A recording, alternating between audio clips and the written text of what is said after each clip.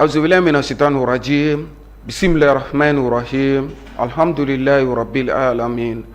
An bɛ masa Rahamani fo k'a barikada ale min sɔnna ni ka bi dunya jira an na ka foli ani waleɲuman dɔw k'o lase aw kelenkelenna bɛɛ lajɛlen ma aw minnu ye danaya ta ka da aw ka jabaranin so mandi kan ni o ye tele ɲɛta ye dɔw ko ɲɛta TV. Jɛmukan bɛ ka filɛ aw fɛ nin waati in na, jɛmukan min ni an b'a fɔ a ma faso jɔkɛnɛ. Dɔgɔkun o dɔgɔkun ka wulikajɔ kɛ ka se ka an da don jamana lahalaya la min bɛ tali kɛ malidenw yɛrɛ kun kan ko kɔrɔfɔla, fɛɛrɛw bɛ se ka ɲini o la cogo min na, wulikajɔ o bɛ se ka kɛ sabatifɛn cogo min na ka ɲɛsin anw ka jamana ma. Jɛmukan in dabɛnw bɛ o kama. Nansaraw ko nansarakan na la santé avant tout, kɛnɛya de ɲɔgɔn tɛ. Ala ka kɛnɛya sabati an bɛɛ lajɛlen yɔrɔ. O kama n'i ye nin kalo ta k'a lajɛ, a bɛ fɔ a ma ko octobre nansarakan na. Wulikajɔba bɛ kɛ kɛnɛya tigilamɔgɔw fɛ, kɛrɛnkɛrɛnnenya la minnu bɛ musobana yɛrɛ ka se ka a furakɛ walima a ɲɛdɔnbaw, olu bɛ wulikajɔ kɛ ka ɲɛsin nin kalo kɛrɛnkɛrɛnnen ma, kalo min ni u yɛrɛ b'a wele nansarakan na ko octobre rose, ka ɲɛsin musow ka bana dɔ bɛ yen nɔ ni a bɛ fɔ a ma cancer de sein ka taa se cancer de col de l'utérus ma. Cancer kɛlɛli kalo kɛrɛnkɛrɛnnen ye nin kalo in ye, walasa an ka se ka faamuyali ba sɔrɔ cancer kunkanko kɔrɔfɔ yɛrɛ la. A bɛ sɔrɔ cogo jumɛn na, a furakɛliw bɛ kɛ cogo jumɛn na, i bɛ se k'a kunbɛn cogo jumɛn na, a kɔlɔlɔ dun ye mun ye n'a ye a tigilamɔgɔw sɔrɔ, degun jumɛn b'a la, tɔɔrɔya jumɛn b'a la. Ninnu bɛɛ lajɛlen ye ɲininkali ye min ni an bɛna jaabi sɔrɔ a la bi jɛmukan kɔnɔna na. Ka Guankara a sun na, kɛnɛya tigilamaa dɔ bɛ yen an ye o wele ka na min ye ko n yɛrɛ ɲɛdɔnbaba ye, n'o o ye Dr Salek Dunbiya ye. Ale ye musow ka furakɛli ɲɛdɔnbaba ye Bamakɔ sigida 5nan dɔgɔtɔrɔsoba min bɛ yen nɔ. An ye ale wele ka na an n'ale ka se ka barosigi kɛ tele ɲɛta yɛrɛ jabaranin so kɔnɔna na, ka foli ni waleɲuman dɔw k'o lase aw kelenkelenna bɛɛ lajɛlen ma. Yɔni an ka taa ɲɛfɛ, an bɛ foli kɛ fɔlɔ ka ɲɛsin Dr Salek Dunbiya ma. Dr Salek Dunbiya, salamu alaikum. Wa alaikum salam. Somɔgɔw bɛ di? Rabi. Denbaya ka kɛnɛ? Alhamdulilayi. Dɔgɔtɔrɔso baarakɛlaw yɛrɛ tɔw dun? Tɔɔrɔsi t'u la, u bɛɛ bɛ yen. Alhamdulilayi. Ayiwa Dr Salek Dunbiya, ni ma ko k'e ka foli kɛ nin waati in na ka ɲɛsin tele ɲɛta filɛbaw ma, i bɛ se ka mun sɔrɔ ka fɔ? Ayi, foli bɛ u ye ka taa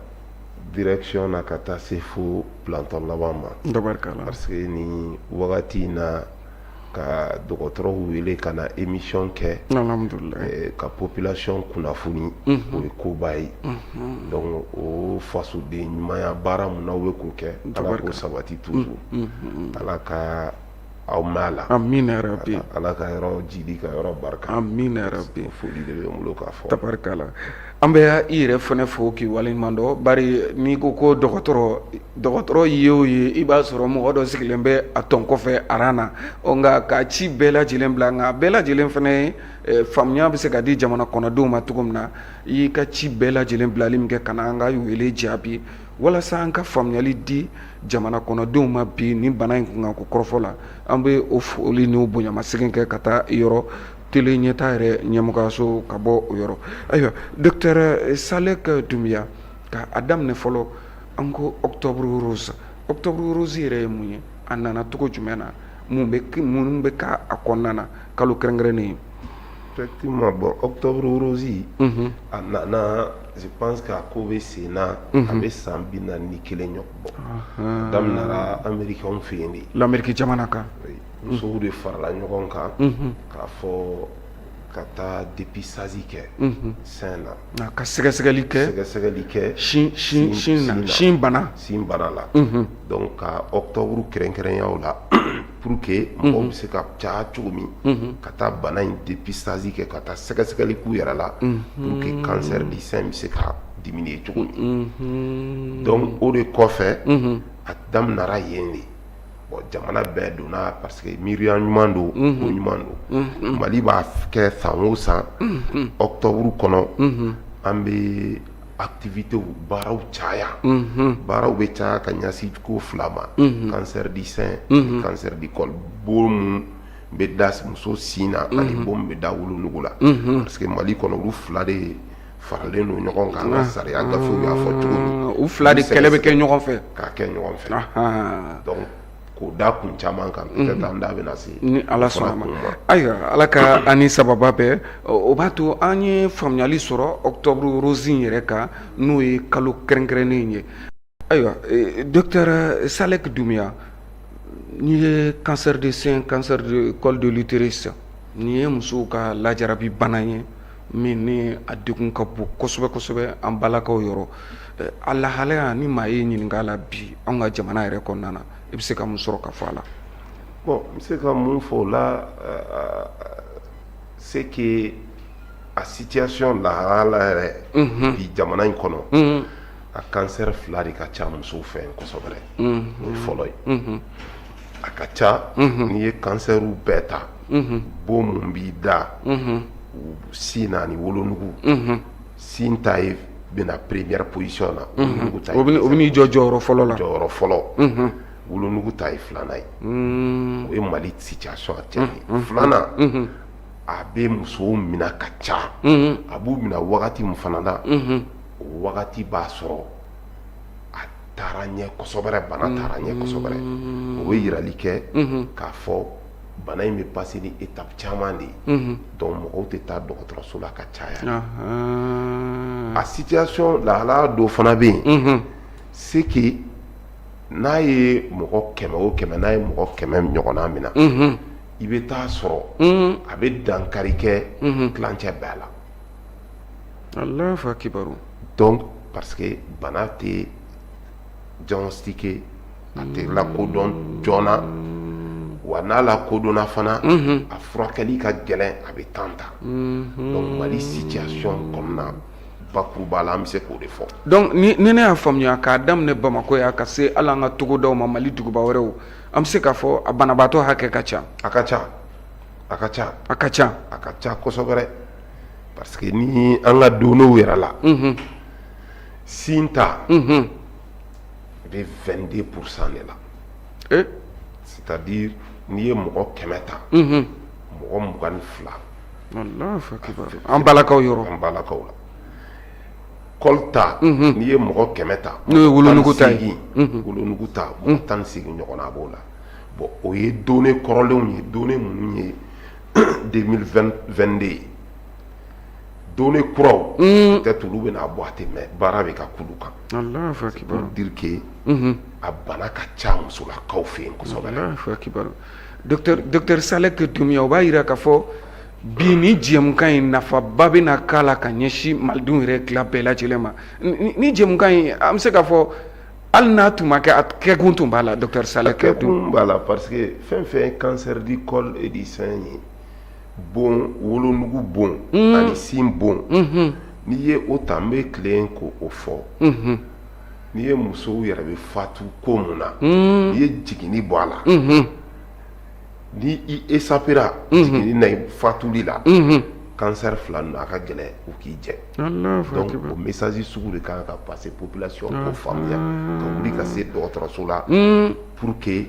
sɛgɛsɛgɛli bɛ kɛ yɔrɔ min alhamdulilayi sɛgɛsɛgɛli bɛ kɛ Mali fan bɛɛ octobre rose in na an y'a kow caya sensibilisation donc Bamakɔ yan dɔrɔn tɛ Mali yɔrɔ bɛɛ do bi wuli ka jɔ dɔgɔtɔrɔw ka se ka musow lajɛ Mali fan bɛɛ alhamdulilayi a bɛ kɛ hali octobre kɔfɛ Mali dɔgɔtɔrɔso misɛnnin bɛɛ la ma belebelew fɔ dɛ misɛnninw n'u b'a fɔ ma ko CESCOM Mali fan bɛɛ dépistage bɛ kɛ bi alhamdulilayi donc musow ka wuli n'u taara sin bɛ lajɛ wolonugu bɛ lajɛ a tɛ temps ta. tabarikala ayiwa n'i ye cancer ta k'a lajɛ o ye bana in yɛrɛ furuba tɔgɔ ye nka ɲɛsi kɛra aw fɛ ka ɲɛsin nin cancer kofɔlen fila ma a bɛ fɔ min ma ko cancer de sein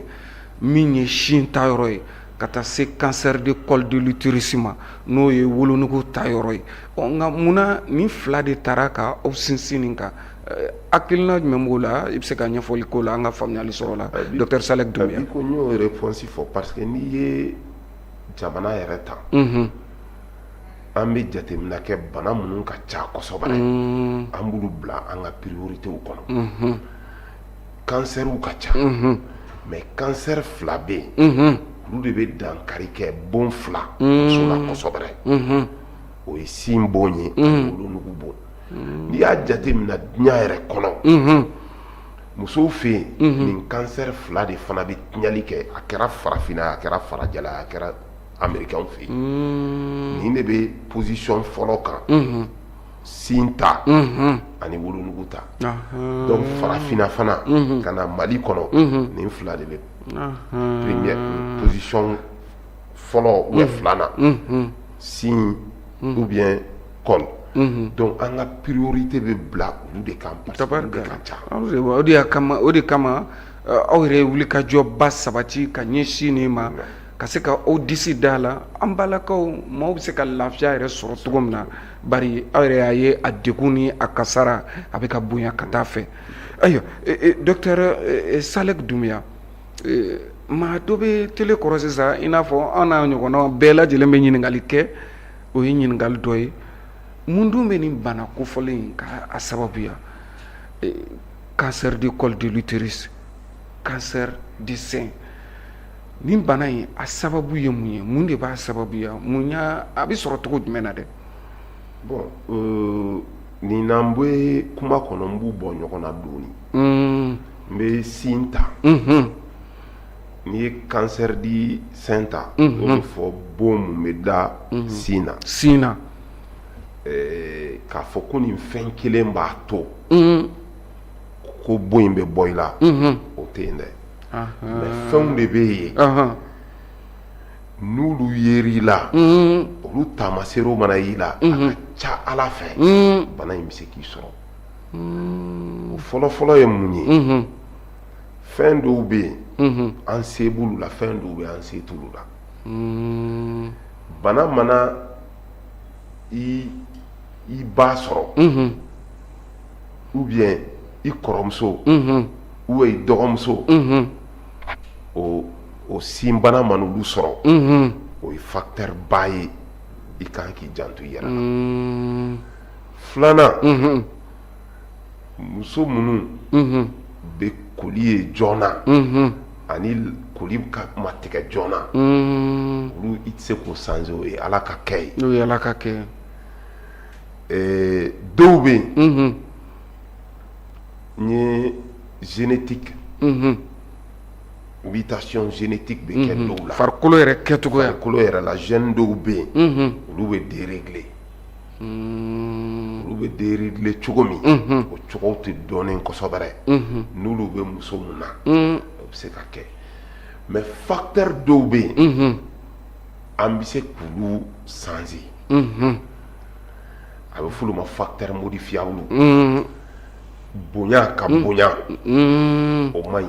farikolo ka bonya sɛgɛsɛgɛliw y'a yira mɔgɔ belebele i k'i janto i yɛrɛ la sɛgɛsɛgɛli dɔw y'a yira ni muso ma den sɔrɔ ou bien i ye den sɔrɔ den ma sin min olu ye facteur de risque ye ok sindibaliya den ma oui o ye facteur de risque ye sport i ka sport kɛ farikolo ɲɛnajɛ a ma fɔ i k'a kɛ ni boriba ye dɔgɔkun kɔnɔ hali n'i sera ka tile 5 kɛ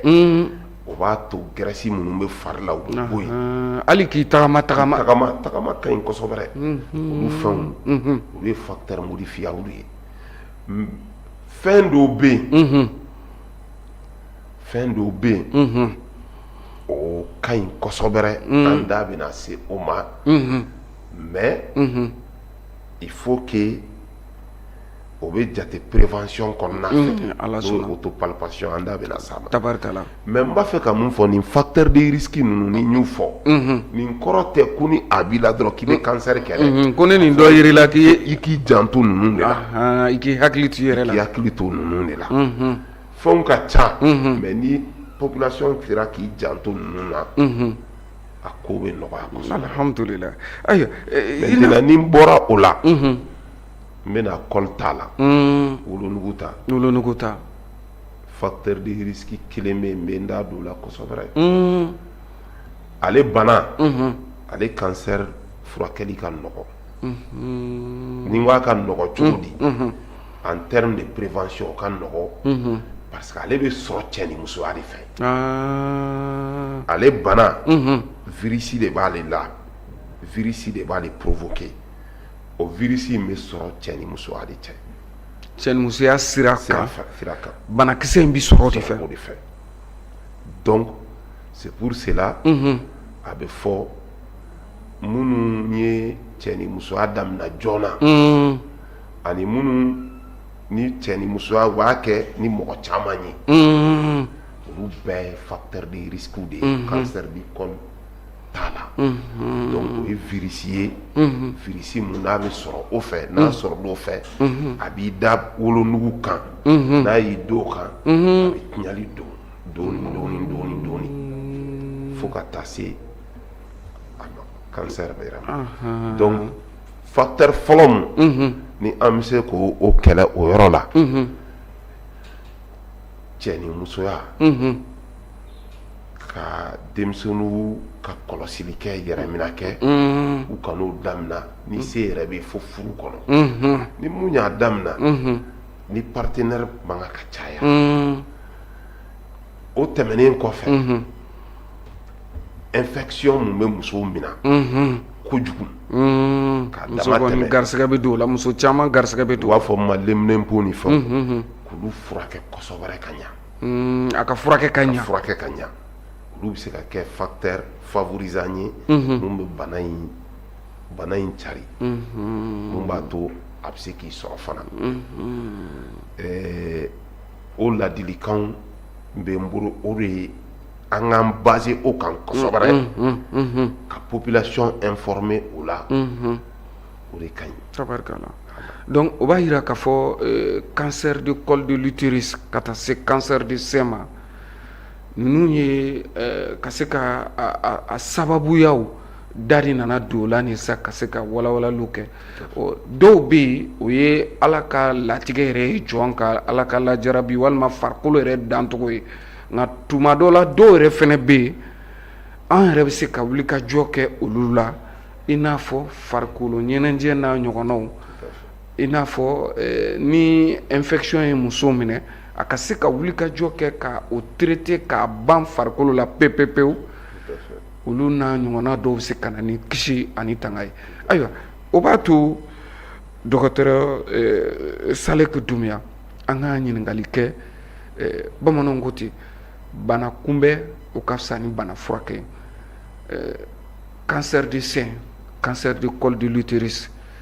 a bɛ se ka kunbɛn wa kunbɛncogo b'a la wa i kana se k'a sɔrɔ i ka ɲɛnamaya la alors a bɛ kunbɛli yɛrɛ de kodɔnnen don o de ka ɲi kosɛbɛ bana kunbɛn ka fisa ni bana furakɛ o ye tiɲɛ sin bɛ kunbɛn cogo di n ye facteur minnu fɔ ni olu bɛ se ka kɛ sababu ye i b'i janto olu la o ye kunbɛli dɔ ye ni muso kalo o kalo mɔgɔ b'i farikolo dɔn o y'i yɛrɛ kun ye kalo o kalo ni koli banna muso kan k'i jɔ k'a sin lajɛ k'a dɔki ka d'abord k'a lajɛ miroir la n'a couleur bɛ cogo min a bonya bɛ cogo min n'o banna i bɛ sɔrɔ k'i bolo kelen da ka auto an b'a fɔ min ma autopalpation ka sin bɛɛ la munumunu k'a lajɛ ka ɲa ka tila k'i bolo da sin ninkurunin kan k'a bisi ni ji bɛ bɔ ou ni ji tɛ bɔ donc o de ye an ka jamanaw kɔnɔ se tɛ jamana minnu ye o de laɲininen don musow fɛ kalo o kalo ka nin kɛ kalo o kalo ɲinan tɛ k'o kɔ kalo o kalo u yɛrɛ k'u si palper k'a lajɛ n'u ye fɛn fitinin y'a la u ma mun faamu tamasiyɛn fitinin u ka taa dɔgɔtɔrɔso la ɲininen don musow fɛ muso minnu bɛ don laada la ni laada koli banna ka nin kɛ n'i ye fɛn ye ni fɛn mun i m'a faamu ka taa dɔgɔtɔrɔso la nin fila de bɛ se ka dɛmɛ kɛ kosɛbɛ cancer du sein kan an ye facteur minnu fɔ minnu bɛ se k'a to a bɛ muso minɛ ani kalo o kalo k'i janto olu la kalo o kalo ani ka autopalpation kɛ o fila o ye sin ta ye mun ye wolonugu ta ye fɔlɔ o ye sensibilisation ye hali ni c'est un mec qui bara mun kɛ tan ni baara in ye a kunbɛ ni kunbɛli de ye kunbɛli fɔlɔ ni y'o ye ka alhamdulillah mɔgɔw kunnafoni cari kɔli ta n'an ye sensibilisation tɛmɛnen kɔfɛ fɛn dɔw bɛ yen ni Mali gouvernement y'o kɛ a bɛ san 1 bɔ vaccin bɛ cancer du col la vaccin b'a la wolonugu bana wolonugu ka se ka k'a kunbɛn k'a kunbɛn a vaccin bɛ Mali kɔnɔ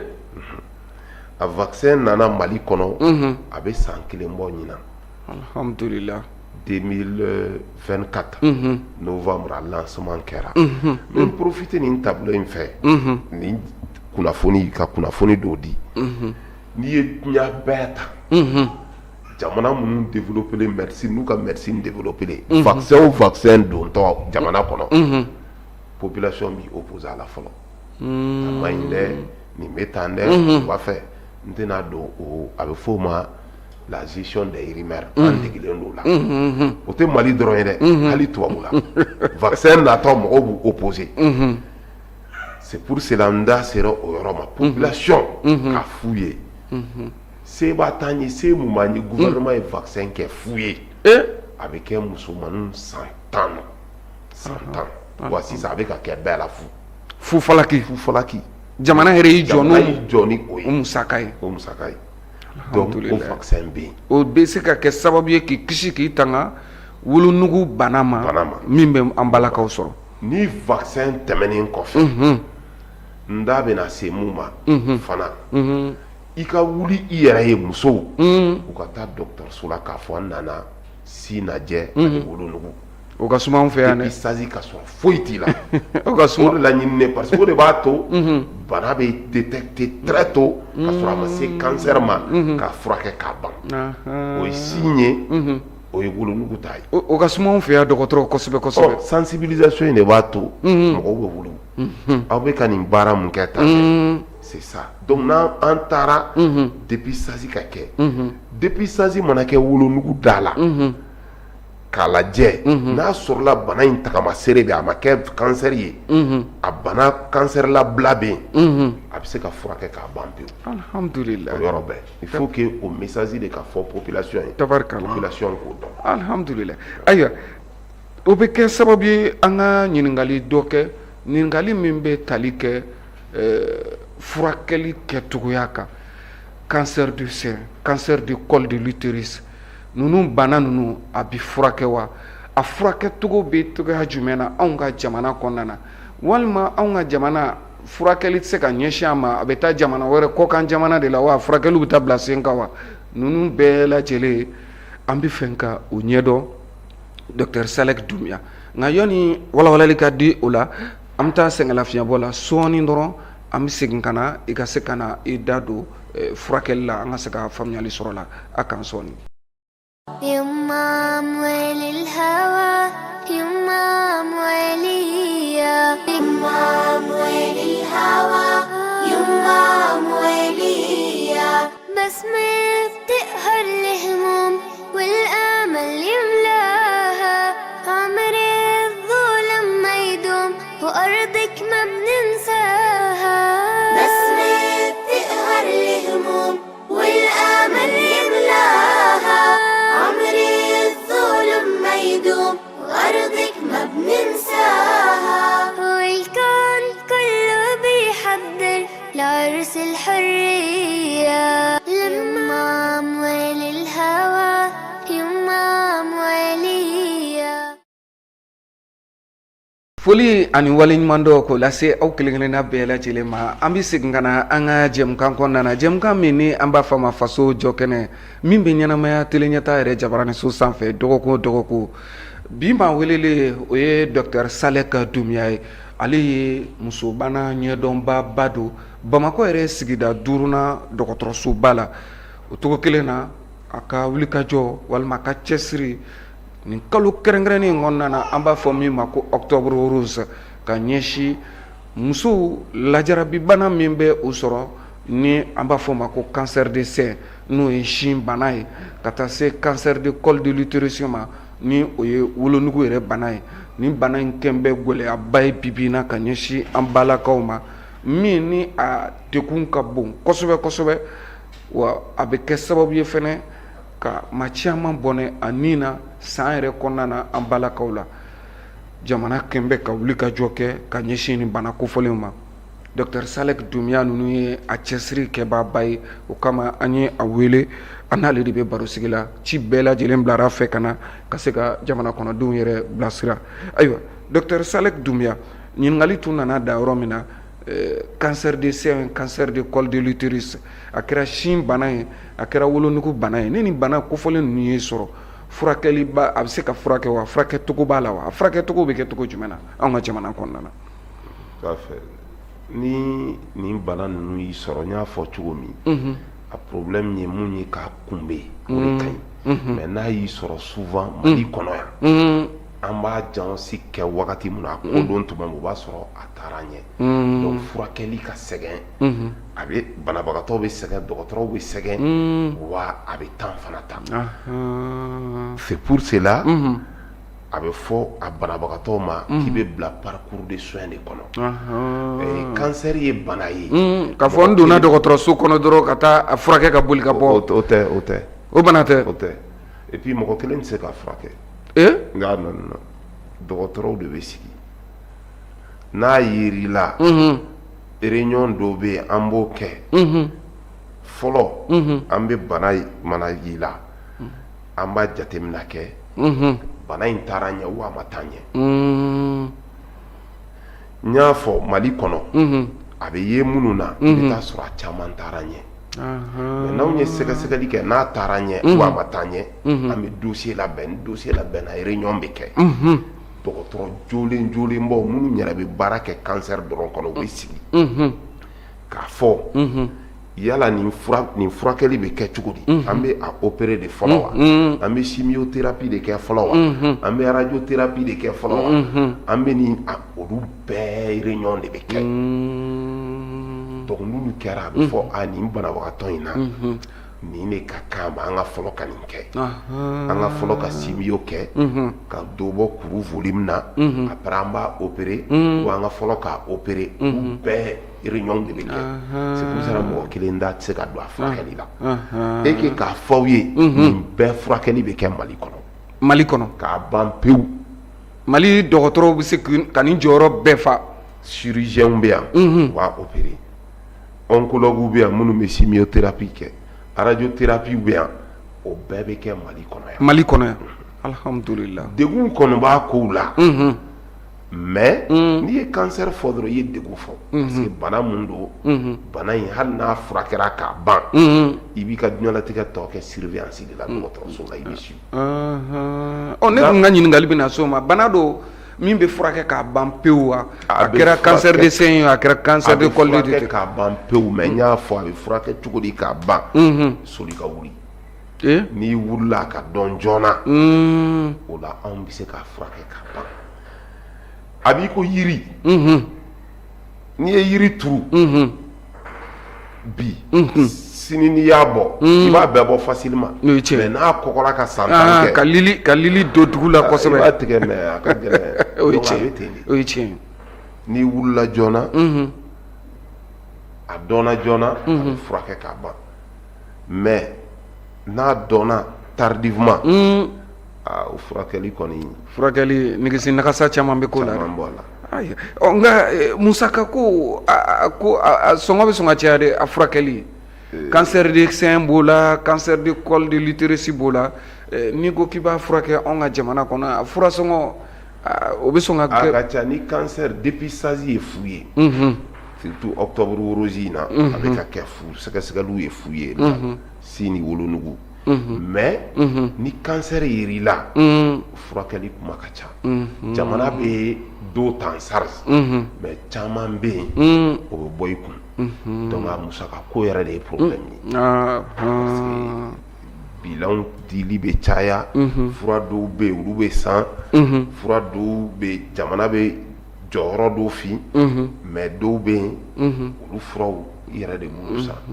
donc ce qui fait que gɛlɛyaba ye mun ye musaka ko waribɔ b'a la yɛrɛkun fana taba caman b'a la. o ye tiɲɛ ye. Parce que rendez-vous bɛ caya, surveillance bɛ caya, bilanw bɛ di, banabagatɔ yɛrɛ sɛgɛnnen don, a hakili tɛ sigilen, dépenses bɛ yen, donc ce qui fait que a bɛ na ni furuku caman ye an n'u cɛ. Donc tɛ problème ye, an degelen d'o la. Mais vraiment a sɛgɛn ka bon, a sɛgɛn ka bon, an ka sɛgɛn ka bon. Docteur Salek Doumbia,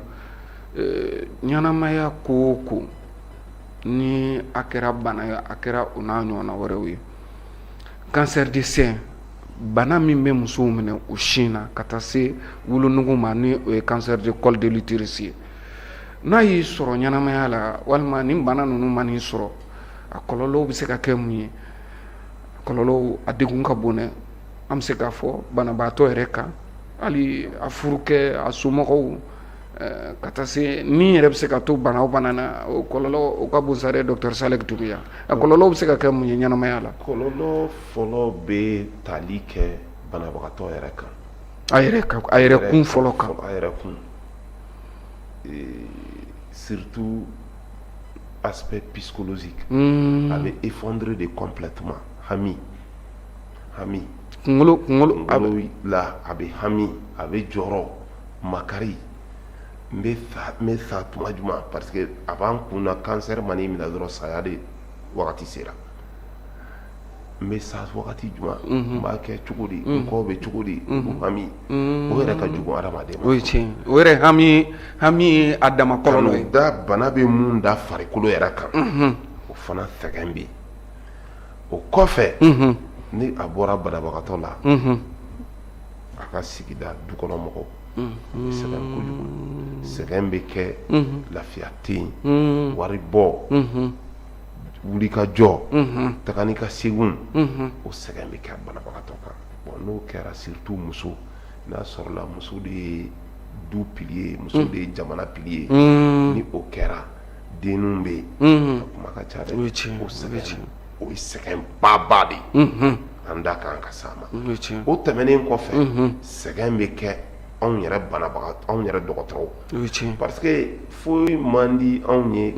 population kɔnɔ i ka mɔgɔ furakɛ a ka kɛnɛya ka ban, ko tila ka na bureau kɔnɔ ko Docteur Salek Doumbia k'a ye ne furakɛ ko ka ne kɛnɛya ka ban. Bon n'a fɔra i donna bana taara ɲɛ, taga ni ka segin bɛ anw da la, anw yɛrɛ man ni ye, hinɛ to ko don, bana tɛ ka ban. O ye tiɲɛ ye. Donc o sɛgɛn psychologique bɛ dɔgɔtɔrɔw yɛrɛ kan. O ye tiɲɛ, o ye tiɲɛ. O kɔfɛ sɛgɛn bɛ jamana yɛrɛ kan parce que jamana bɛ effort ba de fourni musaka na pour que population bɛ se ka bila l'aise la cogo min. Ayiwa, Docteur Salek Doumbia, cancer du sein, cancer du col de l'utérus, lien b'u ni ɲɔgɔn cɛ wa?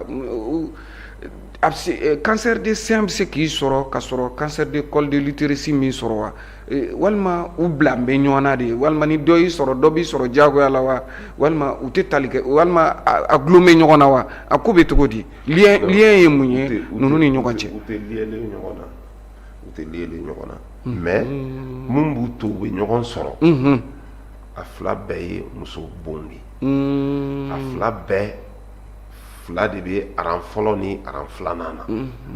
donc o ye lien ye. Anw ka kɛlɛkɛ bolo b'o o de fana kan, ale de ka ca musow fɛ, o lien de b'u ni ɲɔgɔn cɛ, sinon k'a fɔ k'u sirilen don ɲɔgɔn na, anw y'u siri ɲɔgɔn na parce que u ka ca, an ko i tɛ se ka na dɔgɔtɔrɔso la n'an ye wolonugu lajɛ an bɛ sin fana lajɛ, parce que a bana fila ninnu de ka ca kosɛbɛ. Alhamdulillah, o de y'a lien ye. Tabarikala. Ayiwa, muso ka bange bɛ cogo jumɛn na ka ninnu bana kofɔlen to i la? A kɛra cancer de sein o, a kɛra cancer de col de l'utérus o, ni ninnu banaw y'i sɔrɔ i bɛ se ka bange kɛ wa? A ko bɛ cogo jumɛn na? Alors ni n y'a fɔ cogo min, ni a furakɛra, par exemple ni cancer de sein y'i sɔrɔ k'a furakɛ k'a ban, i bɛ se ka kɔnɔ ta, ka kɔnɔmaya kɛ. An y'o mɔgɔw yɛrɛ ye, u sin fila tigɛlen, u ye kɔnɔ ta ka jigin ka den sɔrɔ. Wolonugu ta problème ye mun ye, ni wolonugu ta bɛ tout début n'a furakɛra k'a ban, i bɛ se ka den sɔrɔ,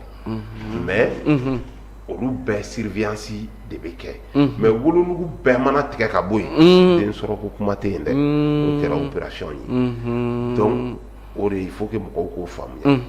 ni wolonugu ta y'i minɛ n'o furakɛra wolonugu en général a bɛ tigɛ de ka bɔ yen den ko kuma tɛ yen mais sin ta si bɛ se man'i minɛ si bɛ se ka furakɛ ka tigɛ i bɛ se ka den sɔrɔ olu bɛɛ la wagatiw de kɛrɛnkɛrɛnnen don la ni furakɛli banna wagati mun a bɛ se ka fɔ i ka den sɔrɔ voilà. Ayiwa bilasirali hukumu kɔnɔna na ka maaw ladɔnniya hukumu kɔnɔna na min ye ni bana kofɔlen fila ye Docteur Salek Doumbia an y'a ye k'a fɔ majɛba dɔ bɛ anw ka jamana na maa ka wuli i yɛrɛ ma i kɛnɛbaatɔ ka taa dɔgɔtɔrɔso la a ka suma aw ka jateminɛ bɔr'o kan mun bɛna n'o ye maaw senna sumayali dɔgɔtɔrɔso tali la ko k'ala ma lada ko walima bana degunenba tɛ n na ko n bɛ taa mun fɔ dɔgɔtɔrɔso la e bɛ se ka mun sɔrɔ k'a fɔ o yɔrɔ la Docteur Salek Doumbia? mun bɛ o ye constat ba de ye o tɛ Mali dɔrɔn ye jamana fɛ an ka jama sigida ninnu bɛɛ la sous région kɔnɔ i bɛ taa sɔrɔ o culture tɛ mɔgɔw la kosɛbɛ c'est pour cela nin sensibilisation ninnu nafaba de b'o la il faut que mɔgɔw k'a bila u kun na dɔgɔtɔrɔso la taga ko janto n yɛrɛ la n'o kɔrɔcogo cɛ ka ɲi o kɔrɔcogo cɛ ka ɲi dɛ adamaden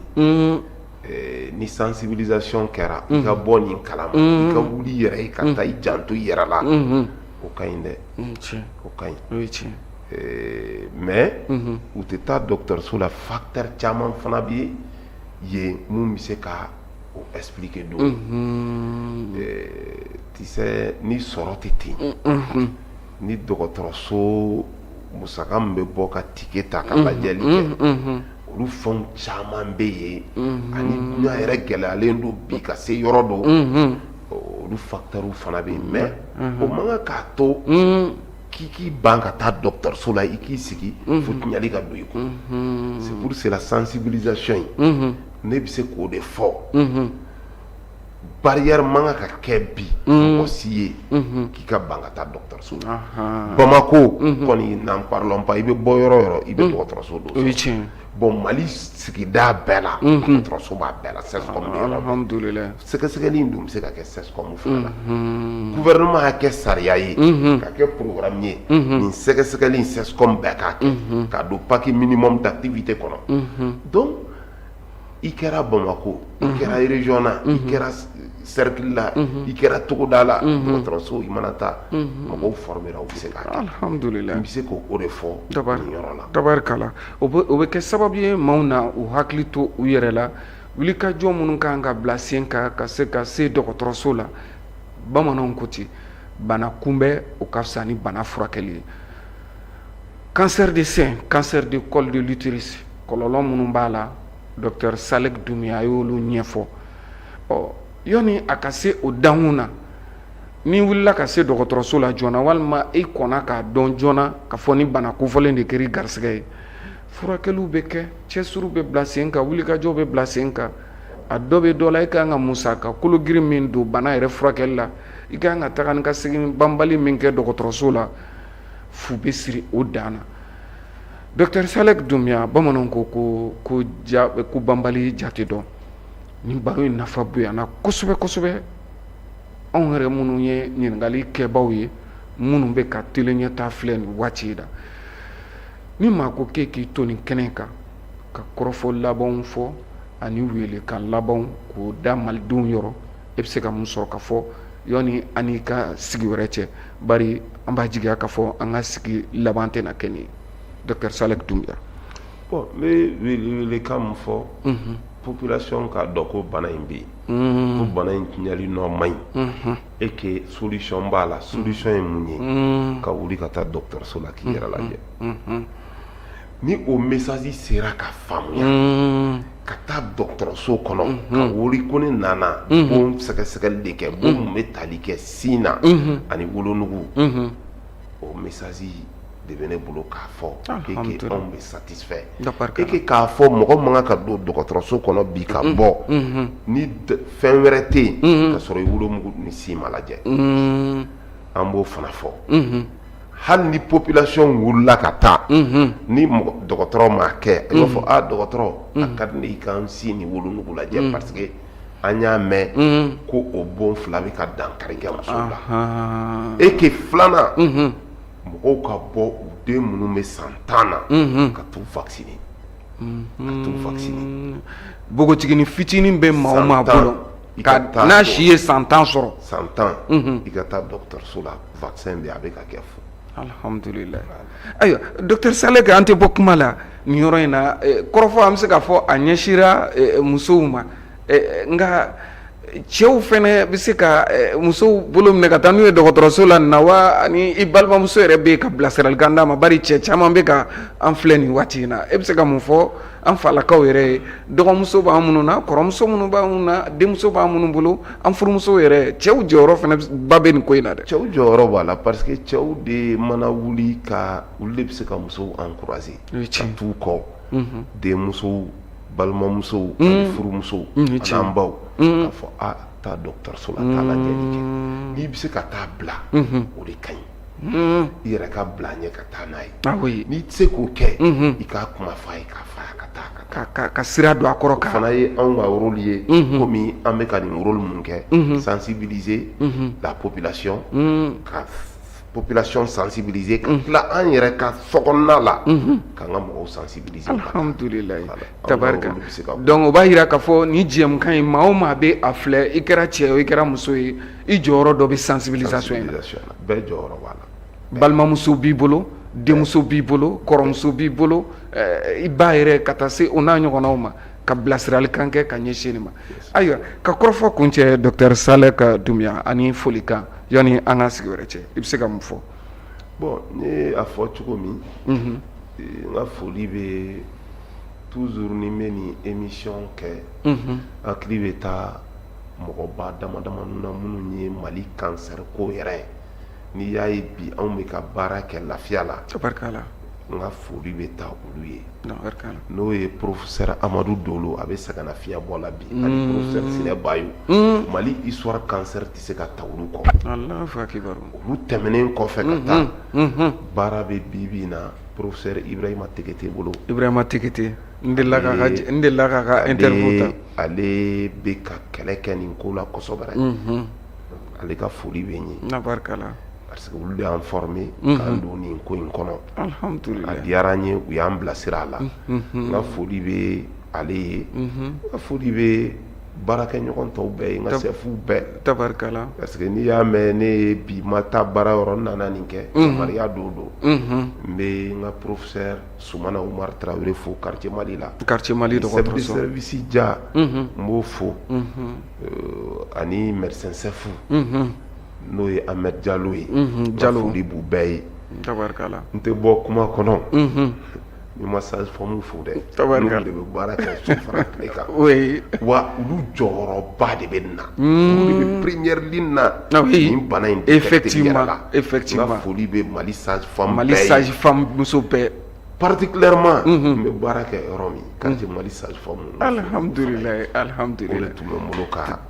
tabarikala. ayiwa an tɛ ɲina an yɛrɛ ba ni an balimamuso kɔ yan nɔ ni o ye Mariama Abubakar Ture fɛnɛ ye ka a yɛrɛ fɛnɛ fo ka a waleɲuman dɔn a fɛnɛ ka cɛsiri n'a ka wulikajɔw fanga ka bon kosɛbɛ kosɛbɛ nin kalo kɛrɛnkɛrɛnnen min filɛ nin n'an b'a fɔ a ma ko octobre rose ka i yɛrɛ fo docteur Saleh Doumbia e min sɔnna k'an ka wele jaabi an b'a jigiya k'a fɔ nin tɛna k'an ka jɛmukan laban ye tuma ni tuma k'i wele ani ka se ka baro sigi kɛ musow yɛrɛ ka banaw kan bange kɛcogoyaw e y'o ɲɛdɔnba ba ye ni ala sɔnna ma an ka jɛmukan tɛna dan nin ma ka i fo k'e waleɲuman dɔn ka quartier Mali dɔgɔtɔrɔso baarakɛlaw k'u bɛɛ lajɛlen fo k'u waleɲuman dɔn.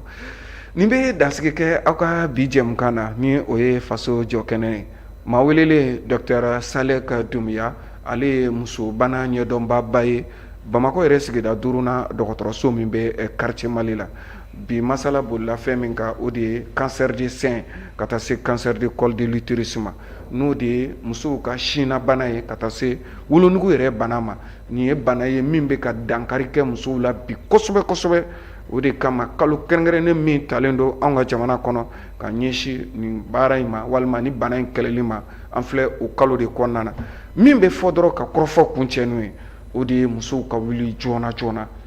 Walima a yɛrɛ fɔra cogo min na, muso k'i jɔ duwalen na ka sin lajɛ n'a lahalaya yɛlɛmanen don, n'a ma yɛlɛma e yɛrɛ ka jateminɛ k'o la. O ye a jateminɛ kun fɔlɔ ye. A filanan ye min ye ka sin dɔgi k'a lajɛ n'i ye kɔlɔsi dɔ y'a la walima i ye jateminɛ dɔ k'a la ka fɔ a t'a togo la, i ka boli joona i ka se dɔgɔtɔrɔso la. Bamananw ko ten,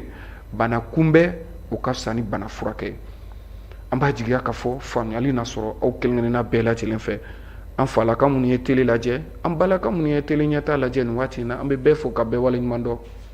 Ala ka kɛnɛya sabati an ka jamana kɔnɔna na. Ala k'an ka jamana basigi ni k'a kolo suma. Ala ka dɔgɔkun wɛrɛ jɛmukanw yira an na min ye faso jɔ kɛnɛ ye.